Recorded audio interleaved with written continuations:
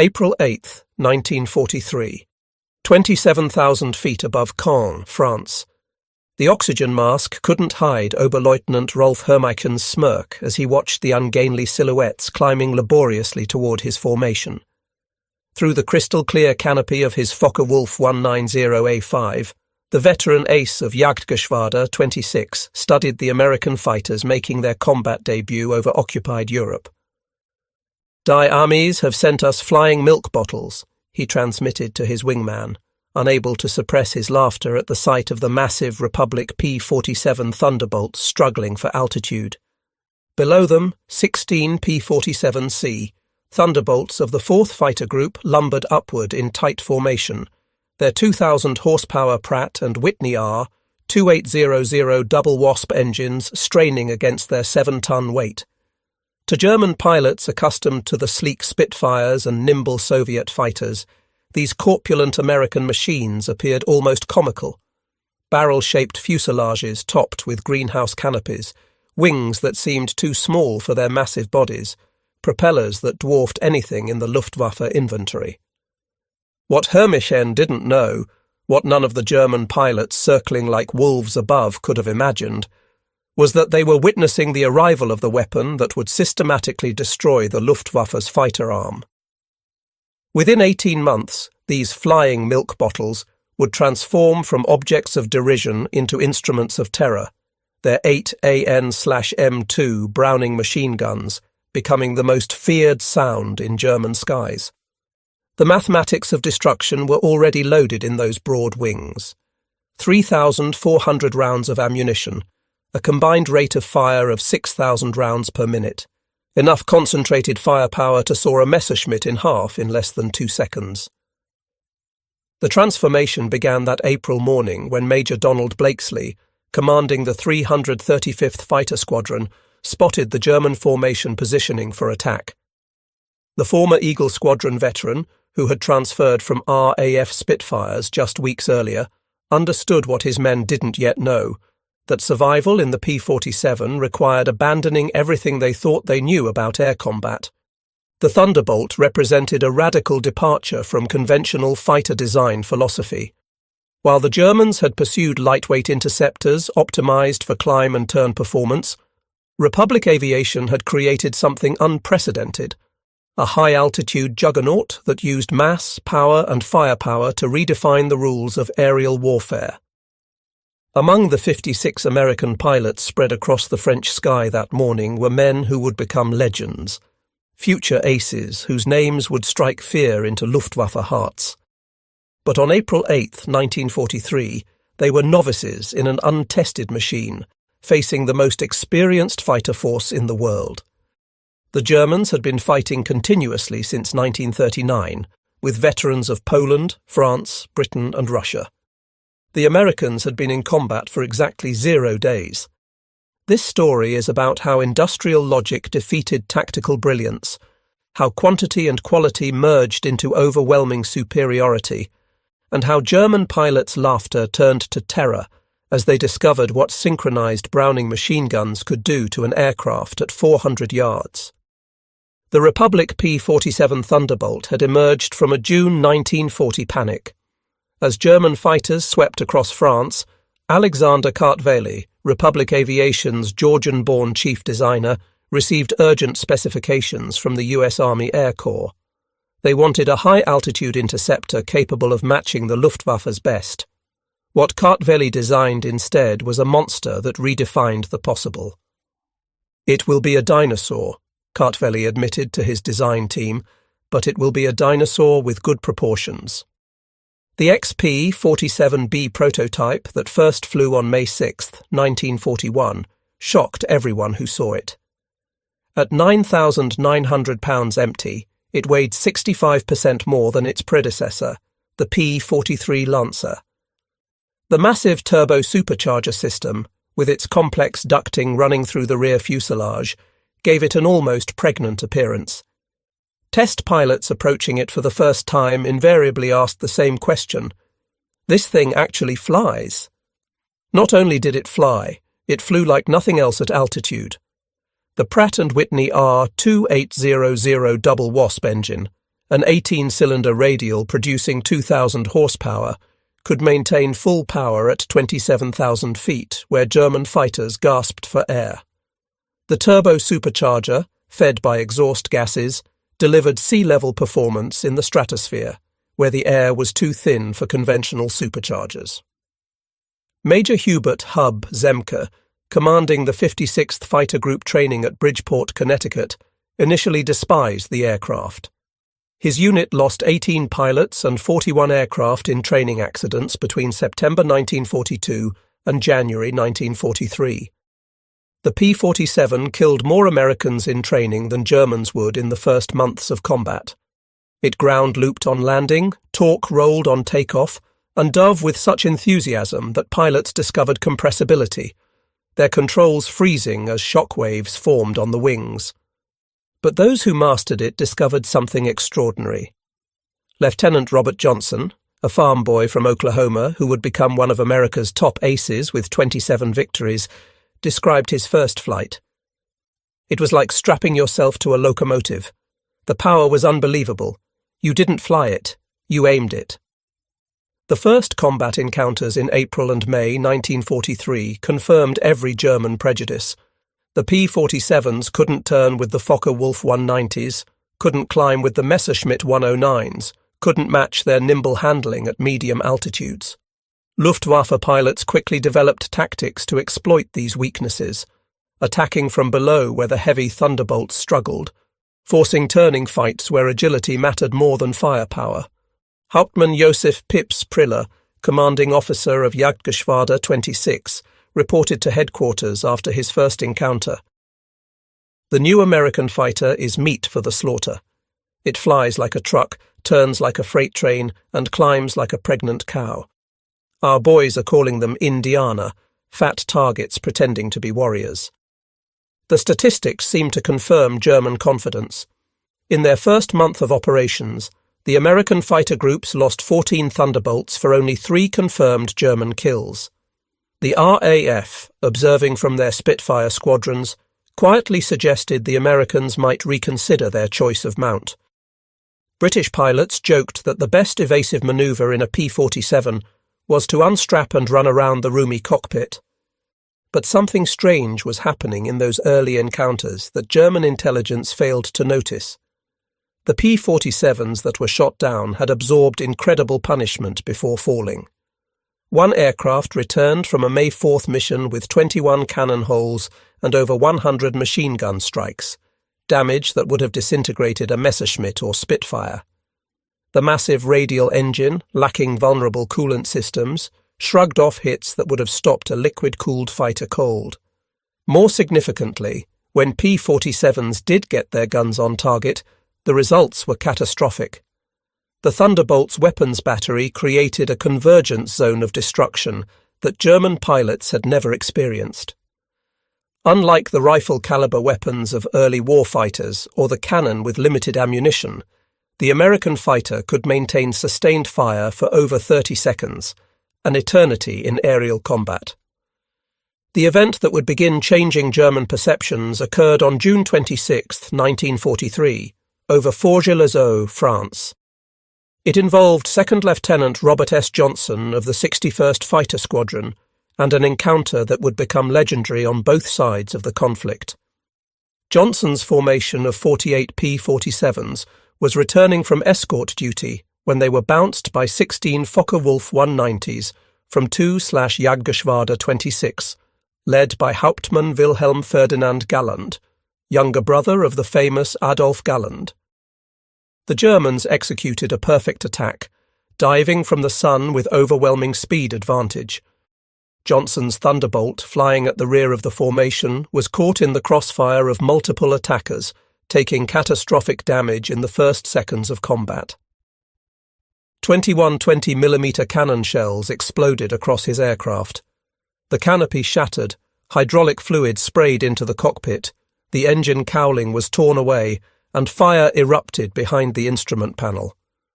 Johnson, wounded in the nose and leg by shrapnel and bullet fragments, tried to bail out, but discovered the canopy was jammed. A 20mm shell had exploded in the canopy track, welding it shut. He was trapped in a dying aircraft at 27,000 feet. What happened next defied every assumption about combat damage tolerance. Despite having no forward visibility through the oil-covered windscreen, a barely functioning engine that shook violently, and controls that responded only intermittently, Johnson managed to level the aircraft and point it toward England. The P-47 continued flying with damage that would have reduced any other fighter to falling debris. Then it got worse. A lone Focke-Wulf 190, flown by an unknown pilot from 2/JG-26, discovered the crippled Thunderbolt limping toward the channel at less than 170 miles per hour. Historical research has never definitively identified this pilot, though several names have been proposed based on German combat reports from that day. What followed was one of the most extraordinary encounters in aerial warfare history. The German pilot positioned himself behind Johnson's P-47 and opened fire with his 4 20mm cannon and 2 13mm machine guns. Johnson, unable to evade, could only huddle behind his armor plate and pray. The Thunderbolt absorbed the entire cannon ammunition load. Then the German repositioned and fired again, this time with only his machine guns, the cannon ammunition exhausted. The German pilot pulled alongside, staring in disbelief at the flying wreck. Johnson could see his face clearly, young, blonde, his expression shifting from confidence to confusion to something approaching fear. The German repositioned and emptied his remaining machine gun ammunition into the Thunderbolt. Still, it flew. He pulled alongside again, shook his head in apparent amazement, gave an informal salute, and peeled away, presumably out of ammunition. Johnson's P-47 landed at Manston with its engine failing on the runway. The crew chief stopped counting bullet holes after reaching 200.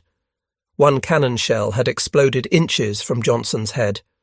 Another had detonated against the armor plate behind his seat. The engine had taken direct hits. The control cables were partially severed. 3 of the 4 main longerons, the structural backbone of the fuselage, were shot through. Yet the aircraft had brought him home. The survival of Johnson's aircraft sent shockwaves through both air forces. American engineers studying the wreckage realized they had underestimated their own creation. German intelligence, receiving combat reports from 2nd Section of Jagdgeschwader 26, initially refused to believe it. No aircraft could absorb that much punishment. But testimony from multiple pilots confirmed the impossible. The Thunderbolt had taken everything the Luftwaffe's best fighter could deliver and survived. By July 1943, American pilots were learning to exploit the P-47's true strengths. Lieutenant Colonel Hubert Zemke, the 56th Fighter Group commander, had discovered the secret through brutal trial and error. Don't turn with them. Don't climb with them at low altitude. Use your weight. Use your power. Use your guns. The Thunderbolt's massive weight, initially seen as a disadvantage, became a weapon. In a dive, nothing could catch it. From 30,000 feet, a P-47 could reach 550 miles per hour, faster than any German fighter could achieve even in a vertical dive. This speed could be converted to altitude in a zoom climb that left pursuing fighters helplessly behind. Captain Walker, Bud Mahurin, who would become one of the first American aces in Europe, developed what became known as the boom and zoom tactic, though pilots called it the Thunderbolt turkey shoot. Instead of engaging in traditional dogfights, P-47 formations would climb to 30,000 feet, higher than German fighters could effectively operate. When Luftwaffe fighters appeared below, the Thunderbolts would roll inverted and dive, reaching speeds that made deflection shooting impossible for defending Germans. At the bottom of these dives, the American heavy machine guns would speak. German pilots who survived described it as facing a wall of lead, the combined firepower creating an impenetrable zone of destruction. Aircraft caught in this convergence pattern didn't just fall, they disintegrated. The true revelation of American firepower came during the August 17, 1943, dual raid on Schweinfurt and Regensburg, the deepest penetration into Germany attempted to that date. This mission would demonstrate both the P-47's limitations, its range even with drop tanks, and its terrifying effectiveness when employed properly. Major David Schilling, leading the 62nd Fighter Squadron, encountered a formation of Messerschmitt 110 destroyer aircraft positioning to attack B-17s with their heavy cannon and rocket armament. The twin-engine German fighters, heavily armed but less manoeuvrable, were the Luftwaffe's specialized bomber killers. Schilling's flight of 4 Thunderbolts rolled into their attack dive from 28,000 feet. Unteroffizier Heinrich Roth, a gunner in one of the Mi-110s who survived, later recounted in a POW interrogation. The American fighters came down like hammers from heaven. I opened fire at 800 meters. Good hits. I saw them strike the fighter's wing. The P-47 didn't even wobble. Then he fired. The aircraft ahead of us simply came apart. Not shot down. Destroyed. Wings separated from fuselage, tail severed, the crew compartment shredded into metal confetti. In 2 seconds, a 110 became nothing.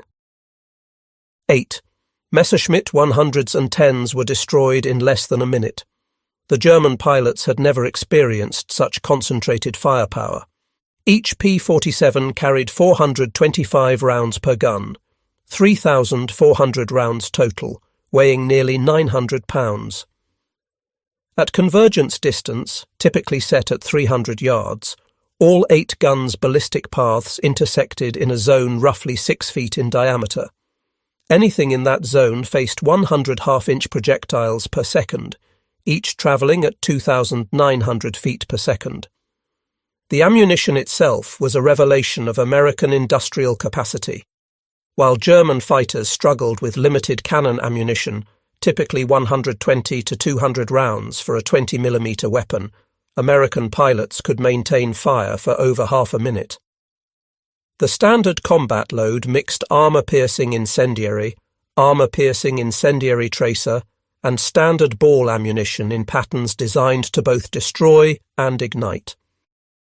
Lieutenant Colonel Francis "Gabby" Gabreski, who would become the top American ace in Europe with 28 victories, described the effect. When you hit them with all 8, they don't just go down, they explode. I saw a 109 literally cut in half, the tail falling one way, the nose and wings another. The pilot never knew what hit him. By September 1943, the Luftwaffe was discovering another horrifying reality about the P-47. Its performance improved dramatically with altitude while German fighters suffered. The turbo-supercharged double Wasp engine maintained its rated power output up to 30,000 feet. German fighters, relying on single-stage or two-stage mechanical superchargers, saw their performance degrade significantly above 25,000 feet. Oberleutnant Hans Philipp, one of Germany's most successful aces with 206 victories, encountered this reality fatally on October 8, 1943. Leading Jagdgeschwader 1 against a B-17 formation at 28,000 feet over Bremen, Philipp found his Focke-Wulf 190A6 sluggish and unresponsive in the thin air. The BMW 801 engine, powerful at medium altitudes, was gasping for oxygen nearly 6 miles above the Earth. When P-47s of the 56th Fighter Group dove on his formation from 32,000 feet, the German fighters were sitting ducks. Robert Johnson, now an experienced combat pilot on his way to ace status, was flying at 31,000 feet when he spotted Philipp's distinctive Focke-Wulf with its elaborate nose art. Johnson's combat report was clinical. Opened fire at 300 yards, 30-degree deflection. Observed strikes along entire fuselage. Enemy aircraft exploded. No parachute observed. Philipp's death sent shockwaves through the Luftwaffe. If one of their best, a man who had survived over 500 combat missions on both eastern and western fronts, couldn't survive against the Thunderbolts, what chance did average pilots have? The German High Command ordered an immediate investigation into the P-47's capabilities. The report, delivered to Reichsmarschall Hermann Göring in November 1943, was sobering. The Thunderbolt's service ceiling exceeded 42,000 feet, higher than any German fighter could reach. Its dive speed approached the sound barrier. Its armour included a 3/8-inch steel plate behind the pilot, 1/2-inch bulletproof glass windscreen, and armoured deflection plates around the engine. Most disturbingly, its rugged construction allowed it to absorb damage that would destroy 3 conventional fighters and still return home. In January 1944, a new variant of the P-47 began arriving in England that would complete the transformation from laughingstock to nightmare.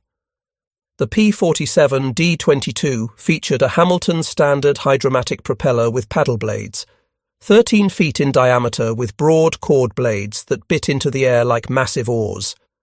The improvement in climb rate was immediate and dramatic. Where earlier Thunderbolts had climbed at an anemic 2,200 feet per minute at sea level, the paddle blade variants could achieve 3,000 feet per minute, matching or exceeding German fighters at most altitudes. The massive propeller also improved acceleration, allowing P-47s to build energy faster in level flight.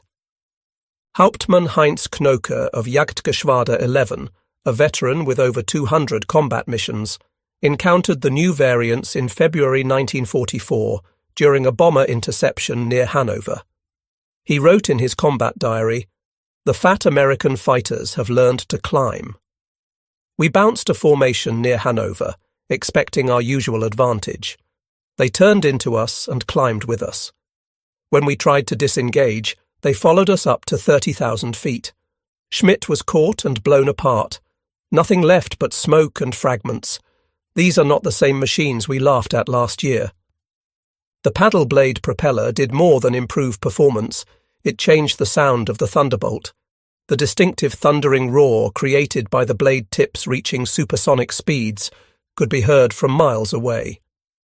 German ground troops reported being able to identify approaching P-47s by sound alone, a deep, threatening rumble that meant death from above. They began calling it Donnerschlag, thunderclap. By March 1944, P-47s equipped with external fuel tanks could escort bombers deep into Germany. The standard configuration carried 2 108-gallon wing tanks, or a 75-gallon belly tank, extending range to over 1,000 miles. With the paddle blade propeller providing improved performance even when loaded, Thunderbolts could fight on equal terms immediately after dropping tanks. The Luftwaffe's response was to concentrate on the bombers, hoping to inflict enough losses to stop the American daylight campaign. But this required flying through the P-47 escort screen, an increasingly suicidal proposition. German pilots developed a grudging respect that bordered on fear for the big American fighters. Major Günther Rahl, one of Germany's top aces with 275 victories, mostly on the Eastern Front, survived an encounter with P-47s on March 6, 1944, that left him badly wounded. He later recalled in a post-war interview, "We saw them above us, fat silhouettes against the sun. Someone laughed and said, 'Here come the flying pigs.' Nobody was laughing 30 seconds later. They came down like an avalanche, faster than we could react. The first pass destroyed 3 of our fighters, just gone, transformed into burning debris. Their guns didn't fire in bursts like ours. They poured out solid streams of fire. Getting caught in that stream meant instant death." The escort missions revealed another P-47 advantage: endurance. While German fighters operated at maximum power settings that consumed fuel rapidly, the big American radials could cruise efficiently at high altitude. Thunderbolts could remain with the bombers for hours, rotating top cover while maintaining enough fuel for combat and return. As more P-51 Mustangs arrived to take over long-range escort duties in spring 1944, P-47 units increasingly focused on ground attack, a role that would make them the most feared aircraft in the German arsenal. The transition began in earnest in April 1944, as the Allies prepared for the invasion of France. The Thunderbolt's heavy machine gun battery proved equally effective against ground targets. The standard armour-piercing incendiary ammunition could penetrate the top armour of most German vehicles, while the sheer volume of fire could destroy soft targets in seconds. A 2-second burst put 160 half-inch projectiles into a target area the size of a truck. But it was the addition of bombs and rockets that transformed the P-47 into a true multi-role monster. The D-25 variant could carry two 1,000-pound bombs under the wings and a 500-pounder under the fuselage, a bomb load equal to early war medium bombers. Later variants added zero-length rocket stubs for 10 5-inch high-velocity aircraft rockets, HVARs, each equivalent to a 105mm artillery shell. Oberst Hans von Luck, commanding the 125th Panzer Grenadier Regiment during the Normandy campaign, experienced P-47 ground attacks firsthand. They came in low, so low you could see the pilots' faces. The sound was terrifying. Engines roaring, rockets screaming, then the hammer of those heavy machine guns. A column of our trucks simply ceased to exist. 20 vehicles transformed into burning wreckage in one pass. The psychological effect on the men was devastating. They called them Jabos, fighter bombers, but these were something beyond that. They were flying artillery with the accuracy of snipers. On June 6, 1944, the Luftwaffe discovered how completely the balance of power had shifted. Over 500 P-47s provided air cover for the invasion, creating an impenetrable umbrella over the beaches. German fighters attempting to reach the landing zones were massacred. Oberleutnant Wolfgang Fischer of Jagdgeschwader, one of only 3 German pilots to reach the beaches that day, reported, "The sky belonged to the Americans. Thunderbolts were stacked from sea level to 30,000 feet. We tried to break through at dawn. 12 fighters from our Gruppe. I was the only one to return. The P-47s were waiting at every altitude. You couldn't climb over them, couldn't dive under them. Their guns turned our fighters into aluminum rain." In the weeks following D-Day, P-47s systematically destroyed German movement in daylight. The statistics were staggering. In June alone, 9th Air Force Thunderbolts claimed 651 locomotives, 3,847 trucks, 512 tanks and armoured vehicles, and 4,553 horse-drawn vehicles destroyed. The Wehrmacht was forced to move only at night, severely hampering their ability to respond to Allied advances. The Germans tried everything to counter the Thunderbolt threat. They reinforced vehicle armour, deployed more anti-aircraft guns, developed new camouflage techniques. Nothing worked. The P-47's combination of speed, armour and firepower made them nearly unstoppable. Even the feared 88mm flak guns struggled to track the fast-moving fighters at low altitude. While devastating Europe, the P-47 was simultaneously proving its worth in the Pacific theatre. The 348th Fighter Group, operating from New Guinea, discovered that the Thunderbolt's qualities were perfectly suited to the vast distances and harsh conditions of the Pacific War. Colonel Neil Kirby, commanding the 348th, developed tactics specifically for the Pacific. On October 11, 1943, Kirby led 4 P-47s against 40 Japanese aircraft over Wewak, shooting down 6 enemy planes himself in a single mission, earning him the Medal of Honor. The Japanese, accustomed to fighting nimble but fragile American fighters, were unprepared for the P-47's combination of firepower and durability. Japanese ace Saburo Sakai, who encountered P-47s over New Guinea, later wrote, "We called them monsters. Our 20mm cannon, which could destroy a P-40 with a few hits, seemed to have no effect. I put dozens of rounds into one Thunderbolt and watched it fly away. Their return fire was terrifying, streams of heavy bullets that tore aircraft apart." The P-47N, developed specifically for the Pacific, featured increased fuel capacity with wet wings holding 93 gallons each, extending range to 2,350 miles. This variant would escort B-29s to Japan, proving that the short-legged fighter of 1943 had evolved into a true long-range weapon. Perhaps the ultimate vindication of the P-47's evolution came in its encounters with German jet fighters. The Messerschmitt Me 262, with its 540 miles per hour top speed, should have been untouchable by propeller-driven fighters. But Thunderbolt pilots discovered they could catch jets in two situations: during takeoff and landing when jets were most vulnerable, and in high-speed dives from altitude. On November 27, 1944, Lieutenant Colonel John C. Meyer of the 352nd Fighter Group became one of the first pilots to shoot down an Me-262 with a P-47. Diving from 28,000 feet, Meyer's Thunderbolt reached speeds approaching 500 miles per hour, fast enough to catch the jet in level flight. The jet pilot, confident in his speed advantage, never saw the diving P-47 until Meyer's guns opened up at 400 yards. Meyer's combat report noted, "The enemy aircraft disintegrated under fire. Large pieces, including both engines, separated from the fuselage. The pilot did not escape. The concentrated fire of 8.50 caliber guns proved more effective than we anticipated against jet aircraft." By early 1945, specialized P-47M variants were deployed specifically to counter German jets and V-1 flying bombs. With water methanol injection boosting power to 2,800 horsepower and refined aerodynamics, these ultimate Thunderbolts could reach 470 miles per hour in level flight at 30,000 feet, fast enough to intercept even jets under certain conditions. Major George Bostwick, commanding the 63rd Fighter Squadron equipped with P-47s, shot down two Me-262s in March 1945. His tactical report emphasized firepower over speed. "The jets are faster, but they can't turn and they can't take punishment.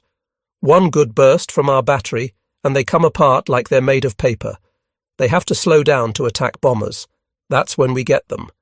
The ultimate demonstration of American industrial might came during Operation Bodenplatte, the Luftwaffe's desperate attempt to destroy Allied air power on January 1, 1945. Nearly 900 German fighters, including their best remaining pilots, launched surprise attacks on Allied airfields across Belgium and the Netherlands. At Y-34 airfield near Metz, home to the 365th Fighter Group's P-47s, the attack initially succeeded. German fighters destroyed 22 Thunderbolts on the ground, along with several other aircraft. A captured German pilot, brought to the command post, pointed at the burning aircraft and taunted, "What do you think of that?" Major George Brooking's response became legendary throughout the 9th Air Force. He pointed to the flight line where ground crews were already pushing damaged aircraft aside and preparing hardstands for replacements. "By tomorrow we'll have 40 new ones. How long will it take you to replace your pilots?" The German pilot's smirk disappeared. Within 48 hours, factory-fresh P-47D-40S filled the flight line, flown in from depots in England. The Luftwaffe lost 271 aircraft and 213 pilots in Bodenplatte, including many irreplaceable instructors and squadron leaders. These losses they could never replace. The Americans lost 134 aircraft total across all attacked airfields, all replaced within a week. The numbers told the story of inevitable defeat.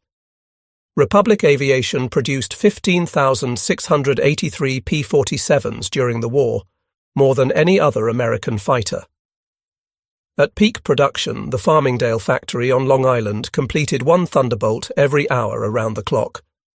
The Evansville plant in Indiana, built from empty farmland in 1942, was producing 500 aircraft per month by 1944. Each P-47D required 65,000 individual parts, 8 miles of electrical wiring, 2,000 pounds of aluminum, and 300 pounds of rubber. The engine alone contained 2,400 individual components machined to tolerances of thousandths of an inch. Yet American workers, many of them women who had never seen an aircraft before Pearl Harbor, assembled these complex machines with precision that exceeded peacetime standards. The ammunition production was equally staggering, Each P-47 sortie required 3,400 rounds of .50 caliber ammunition. With hundreds of Thunderbolts flying daily missions, ammunition consumption exceeded 10 million rounds per month by mid-1944. The Lake City Arsenal in Missouri, one of several ammunition plants, produced 30 million rounds monthly. Each cartridge was manufactured to tolerances measured in 10,000ths of an inch, ensuring reliable feeding through the synchronized gun mechanisms. The fuel consumption was enormous. Each Thunderbolt burned 100 gallons per hour in normal flight, up to 300 gallons per hour in combat with water injection engaged. The 9th Air Force alone consumed over 25 million gallons of aviation fuel monthly by late 1944, all of it shipped across the Atlantic in tankers that were themselves products of American mass production. Even more impressive than aircraft production was pilot training. By 1944, the United States was graduating 30,000 pilots annually from advanced training, more than Germany had trained in the entire war. Each P-47 pilot received a minimum of 400 hours of flight training before entering combat, including 100 hours in advanced fighters. German pilots, by contrast, were entering combat with less than 100 hours total time by war's end. The quality showed in combat. American pilots arrived in Europe trained in formation flying, instrument navigation, gunnery and tactics. They had practiced against captured German aircraft, understanding their enemy's capabilities and limitations. They knew their aircraft systems intimately, having studied technical manuals that German pilots never received. Lieutenant Eugene Roberts, arriving in England in September 1944, exemplified the American training advantage. I had 420 hours in my logbook, including 75 hours in the P-47. I'd fired at towed targets, practiced deflection shooting, studied gun camera film from actual combat. My first mission, I knew exactly what to do. The German pilot I faced couldn't have had half my experience. It wasn't even a fair fight. In March 1945, Oberstleutnant Josef Priller, the same pilot who had mocked the P-47s as pregnant cows 2 years earlier, was interviewed by German propaganda officials seeking to boost morale. His statement, deemed too demoralizing for publication, revealed the complete transformation in German attitudes. The Thunderbolt is the best fighter bomber ever built. Its firepower is unprecedented. Weapons that never jam, never overheat, never run out of ammunition in normal combat. It carries bombs like a medium bomber, fires rockets like artillery, and fights like a fighter when needed. But beyond the machine is what it represents: unlimited American production. They lose 10, they build 20. We lose 1, it's gone forever. Their pilots arrive better trained than our instructors. They have fuel for training, ammunition for practice, spare parts for everything. We have nothing but courage, and courage without resources is just delayed defeat. We laughed at them in 1943. We're not laughing now. When you hear those guns, you know death has come calling. The sound haunts us. Mechanical, precise, unstoppable. Like everything American, it's about overwhelming material superiority. They didn't beat us through better tactics or braver pilots. They buried us under an avalanche of steel and lead. By April 1945, the Luftwaffe existed largely on paper. Fuel shortages grounded most aircraft. Experienced pilots were dead or captured. Airfields were cratered ruins. But even with aircraft and fuel, German pilots faced an impossible equation. Attacking meant facing P-47 formations that owned every altitude from ground level to 40,000 feet. Feldwebel Klaus Bretschneider, one of the last German pilots trained in 1945, flew exactly one combat mission before the war ended. His encounter with P-47s over Leipzig lasted 12 seconds. I saw them diving from above, 4 Thunderbolts in perfect formation. I tried to turn, but they were too fast. The leader fired from 500 meters. My aircraft shook like it was hit by sledgehammers. The engine exploded, the wing separated. I barely escaped. In the parachute, I watched them destroy my entire staffel. 6 fighters gone in under a minute. The sky rained burning aluminum and bodies. The psychological impact was complete. German pilots developed what medical officers called Jabo fever, physical symptoms of stress appearing when Thunderbolts were reported in the area. Veterans who had faced Spitfires and Hurricanes without fear became physically ill before missions against P-47s. The distinctive thunder of approaching Thunderbolts caused panic among ground troops, who knew that survival meant finding cover immediately. The final statistics of P-47 operations defied comprehension. In Europe, 3,752 German aircraft destroyed in aerial combat, 3,315 aircraft destroyed on the ground, 86,000 railway cars destroyed, 9,000 locomotives destroyed, 6,000 armoured fighting vehicles destroyed, 68,000 trucks destroyed, 60,000 horse-drawn vehicles destroyed. In the Pacific, 697 Japanese aircraft destroyed in aerial combat, 150 aircraft destroyed on the ground, 1,500 vehicles destroyed, 150 locomotives destroyed, countless barges, ships, and installations.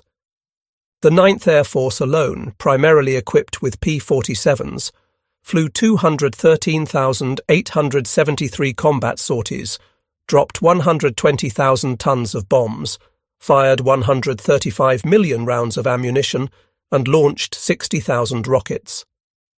The Thunderbolt units achieved a 4.6 to 1 kill ratio in aerial combat, while maintaining the lowest loss rate of any Allied fighter bomber. Behind these numbers lay the human cost. The Luftwaffe lost approximately 28,000 pilots killed in combat against Western Allied forces. Many fell to the concentrated fire of American heavy machine guns. Each loss represented years of training that Germany could never replace. By war's end, the average German fighter pilot had less than 30 hours of combat experience. The average P-47 pilot had over 200. At the Luftwaffe interrogation center at Oberursel, captured Allied pilots were debriefed by German intelligence. The records, captured in 1945, revealed German assessments of Allied aircraft. The file on the P-47, updated continuously throughout the war, showed the complete reversal of opinion. April 1943. Large, unmaneuverable fighter, inferior to German types in all performance parameters except dive speed. Machine gun armament insufficient against cannon-armed fighters. Assessment: minimal threat. December 1943. Exceptional high-altitude performance. Extreme structural strength. Firepower increasingly problematic. Pilots showing improved tactics. Assessment: significant threat above 25,000 feet. June 1944. Dominant fighter bomber. Superior to all German types above 20,000 feet. Firepower devastating against all target types. Structural strength makes shoot-down extremely difficult. Assessment: critical threat at all altitudes. March 1945. Best fighter bomber of the war. Combination of firepower, durability, and performance unmatched. Pilot quality exceptional. Assessment: unsurvivable in direct engagement. In 1985, at a reunion of German and American fighter pilots in Phoenix, Arizona, former adversaries met in peace. General Lieutenant Adolf Galland, former head of the Luftwaffe fighter arm, was asked about the P-47. His response, recorded on video, captured the complete transformation. "We made a terrible mistake in 1943. We saw this big, heavy fighter and laughed.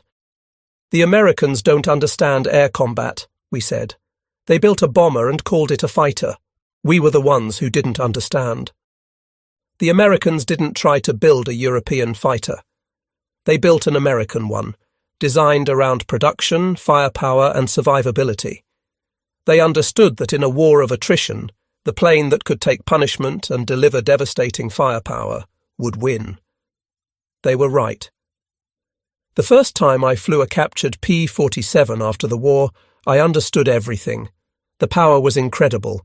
It climbed like it was falling upward. The cockpit was comfortable, the visibility excellent, the controls precise. It was a pilot's aircraft wrapped in armour. But what really impressed me was realizing that America built over 15,000 of these complex machines while fighting a two-ocean war. Each one required an engine more complex than anything Germany produced, yet they built them faster than we could build simple fighters. That's when I knew we never had a chance. Those guns, we called them Roosevelt's piano because of the sound they made. Once you heard that sound, you never forgot it. Many of my friends heard it for the last time. The P-47 didn't just defeat the Luftwaffe, it destroyed it. The P-47's design represented American industrial philosophy perfectly, brute force engineering backed by unlimited resources. Every component was overbuilt, overpowered, and over-engineered. The wing spars could support 40,000 pounds, 3 times the aircraft's loaded weight. The engine mount could withstand 12 G-forces. The control cables were doubled throughout with automatic backup systems. The ammunition feed system alone was a marvel of engineering.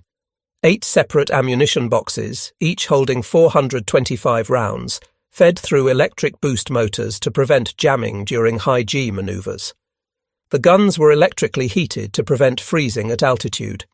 Each gun had its own charging mechanism and could be individually synchronized. The convergence was adjustable from 150 to 400 yards, allowing pilots to optimize for their preferred engagement range. Even after the war, some German veterans maintained that the P-47 won through quantity, not quality, that German fighters were technically superior but overwhelmed by numbers. The combat records tell a different story. In engagements where numbers were equal, P-47s consistently prevailed. The heavy machine gun armament, dismissed as inferior to cannon, proved more effective in actual combat. Analysis of gun camera footage revealed why. Cannon shells, while individually more destructive, required precise aim and had limited ammunition, typically 120 to 200 rounds total. The P-47's weapons created a probability cloud of bullets that guaranteed hits even with imperfect aim. At typical engagement ranges, a 2-second burst put at least 20 rounds into a fighter-sized target, enough to ensure destruction. The ammunition itself was superior. American .50 caliber armor-piercing incendiary rounds used a delayed action fuse that ensured penetration before detonation. The incendiary compound burned at 3,000 degrees Fahrenheit, hot enough to ignite aluminum structure.